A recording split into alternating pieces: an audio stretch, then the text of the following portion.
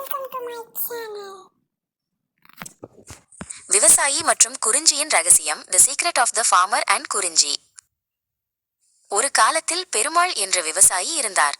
அவர் அதிகாலையிலேயே எழுந்து தனது நிலத்தில் உழைக்கச் செல்வார். அவருக்கு உதவி செய்ய ஒரு சிறிய சிட்டுக்குருவி குறிஞ்சி தினசரி வருவாள். ஒரு வருடம் வானம் ஏமாற்றியது. மழை சரியாக பெய்யவில்லை. பெருமாள் கவலைப்பட்டார். என்ன செய்வது? விதைத்த பயிர்கள் வாடிப்போகின்றனவே என்று பெருமூச்சு விட்டார்.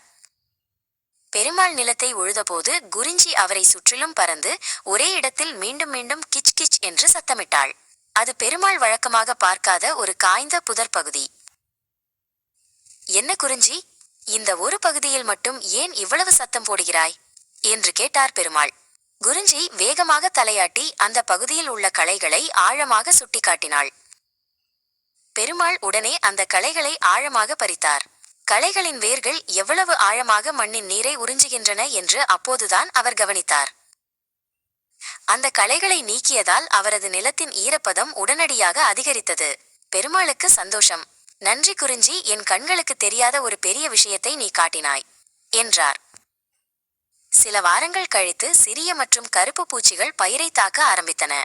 பெருமாள் பயந்து போனார். அப்போது குறிஞ்சி மீண்டும் ஒரு யோசனை சொன்னாள். குறிஞ்சி, கிச் கிச், இந்த கசப்பான வேப்பங்கொட்டைகளை எடுத்து நீரில் கலந்து வயலைச் சுற்றிலும் தெளிக்கலாமே என்று சைகை மூலம் காண்பித்தாள். பெருமாள் உடனடியாக வேப்பங்கொட்டைகளை காய வைத்து அதை பொடி செய்து வயலைச் சுற்றி தூவினார். அந்த கசப்பு வாசனை பூச்சிகளை அருகில் வரவிடவில்லை. அப்போது மழை நன்றாக பெய்யத் தொடங்கியது. பெருமாளின் பயிர்கள் மிகச் சிறப்பாக வளர்ந்தன. அவர் அறுவடை செய்தபோது அதுவே அந்த பகுதியின் சிறந்த விளைச்சலாக இருந்தது. அவர் குறிஞ்சிக்கு தினசரி தானியங்கள் கொடுத்து நன்றி செலுத்தினார். Thanks for watching. Please subscribe.